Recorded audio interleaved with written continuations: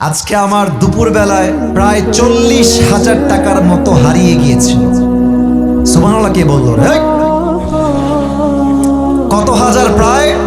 প্রায় 40-এর কাছাকাছি, বাট পরিপূর্ণ 40 নয়। আমি আপনাকে বলছি, জেলার নাম বলবো না, বদনাম হবে। হোটেলে ছিলাম ভাই, আমরা তো প্রোগ্রাম করি রাত 2টা 3টা 1টার সময় মানুষের প্রোগ্রাম শেষ হয়, ঘুমালে মাথায় সেন্স থাকে না। তো আজকে হোটেলে উঠেছি সারা রাত জার্নি করে গিয়ে সকাল 9টায়। বলেন সবাই কয়টায়? সকাল 9টায়। সকাল হয়ে গেছে। তো আমি আবার পায়জামার পকেটে টাকা রেখেছিলাম প্রায় 35 থেকে 40 কাছাকাছি, এরকম কিছু একটা অ্যামাউন্টের টাকা। তো ঘুমানোর আগে টাকাটা পকেট থেকে বের করে বালিশের নিচে রেখেছি, বালিশের নিচে। তো ঘুম থেকে উঠেছি, জোহরের নামাজ পড়েছি, বের হয়ে গিয়েছি বাহিরে দুপুরের লাঞ্চ করার জন্য। কিন্তু টাকা যে বালিশের নিচে ছিল আমি ভুলেই গেছি। হোটেলে খেতে গেছি, বিল দেওয়ার জন্য বলেছে, বিল হয়েছে 600 থেকে 700 টাকা। পকেটে হাত দিয়েছি, দেখছি টাকা নাই। মাথা তো আমার ঘুরে গেছে, কিরে টাকা আমি রাখলাম কোথায়? হঠাৎ করে মাথায় আসছে, আরে টাকা তো আমি হোটেলের বালিশের নিচে রেখে এসেছি। সঙ্গে সঙ্গে কোনো কথা ছাড়াই গাড়ি ঘুরিয়ে হোটেলে আসলাম। এসে খুব বিনয়ের সাথে ম্যানেজার সাহেব বললাম, স্যার আমি আবরারুল কাসিফ হুজুর, আপনি আমাকে চেনেন। আমি আপনাদের হোটেলের রুমে বালিশের নিচে এত টাকা রেখে গেছিলাম, 1000 টাকার বান্ডিল আর 500 টাকার বান্ডিল রেখে এলাম বালিশের কাছে। বললাম, স্যার যে পেয়েছে আমাকে বলেন দিয়ে দিতে। তো 2জন যুবক আসলো, যারা ক্লিনার, যারা হোটেল ক্লিন করে। আমি ডাকলাম, এই এদিকে আসো। ওরা আমাকে আগে দেখে নাই। বললাম, তোমরা কি আমাকে চেনো? আমাকে চিনতে পারতেছো? তো যে আমার বেড গুছিয়েছে, যে আমার বালিশ হটিয়েছে, সে বলছে, হ্যাঁ আমি আপনাকে চিনি, আপনি আসিফ হুজুর, আপনার ওয়াজ আমি শুনেছি। তোকে বললাম, বাবু যেহেতু তুমি আসিফ হুজুরকে চেনো, দেখো বাবা আমি তোমার সঙ্গে ঝামেলা চাই না। আমার বালিশের তলে আমি টাকা রেখে গেছি, আমি 100% ড্যাম শিওর টাকাটা বাবা আমাকে দিয়ে দাও, তোমাকে আমি হাদিয়া দিয়ে বাসায় চলে যাব। যুবকটা মুখের উপরে বলছে, না আমি এই টাকা দেখি নাই, জীবনেও না, এটা সম্ভব না, আমি 1 টাকাও হাত দেই নাই। আমি বললাম, প্লিজ ট্রাই টু আন্ডারস্ট্যান্ড, একটু বোঝো, আমার বাদ মাগরিব প্রোগ্রাম, আসর আজান হয়ে গেছে, দিয়ে দাও বাবা, কোনো ঝামেলা চাই না, থানা পুলিশ চাই না, দিয়ে দাও। আমি বুঝালাম, আমার ড্রাইভার বুঝালো, পিএস বুঝালো, ম্যানেজার বুঝালো, সে বুঝতে রাজি না।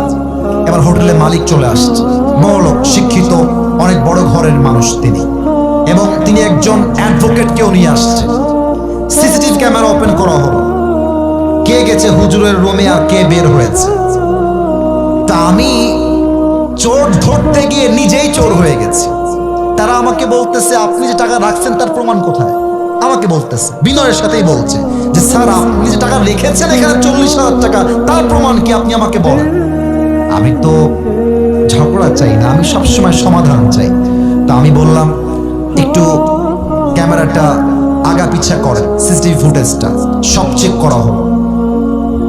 হোটেলের মালিক বললেন, হুজুর টাকাটা হয়তো বা আপনার স্টাফরা নিয়েছে, কারণ তারাও আপনার রুমে প্রবেশ করেছিল। আমি বললাম, দেখেন আমার স্টাফরা, they have been working with me just for 4 years, প্রায় 4 বছর যাবত আমার সঙ্গে তারা আছে, আমার 1 পয়সা তারা হাত দেয়নি আজ অব্দি, ওরা নিতে পারে না, প্লিজ একটু সমাধানে আসেন।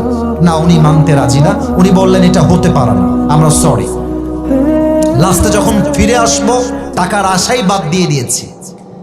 অ্যাডভোকেট তাকে আবারও বলছে, এই ছেলে টাকা নিয়েছো, থাকলে দিয়ে দাও, কোনো মারামারি হবে না, দিয়ে দাও, আসিফ তোমাকে ছেড়ে বাসায় যাবে। ও বলছে, না আমি টাকা নেই নাই। আমিও টাকার আশা বাদ দিলাম, যে থাক ওইটা বাদ, ওইটা পাওয়া যাবে না। জাস্ট আসার সময় তাকে বললাম যে, স্যার দেখেন আমি আসিফ হুজুর, আমি কোনো গন্ডগোল চাই না, আপনার হোটেলের বদনাম চাই না, তবে একটা আবদার রাখবো, এই যুবকটা যে রুমে থাকে, চেক হিজ রুম, ও রুমটা চেক করে। বলছে, ঠিক আছে হুজুর, আপনার লাস্ট আবদার আমরা রাখবো। হোটেল ম্যানেজার, হোটেল মালিক, অ্যাডভোকেট এবং আমার 3 জন স্টাফ ও রুমে গেল। রুমে গিয়ে দেখবেন টয়লেটের উপরে একটা ছোট্ট করে জায়গা থাকে, এই ঢোপ টোপ রাখার জন্য, অনেক জিনিস রাখার জন্য।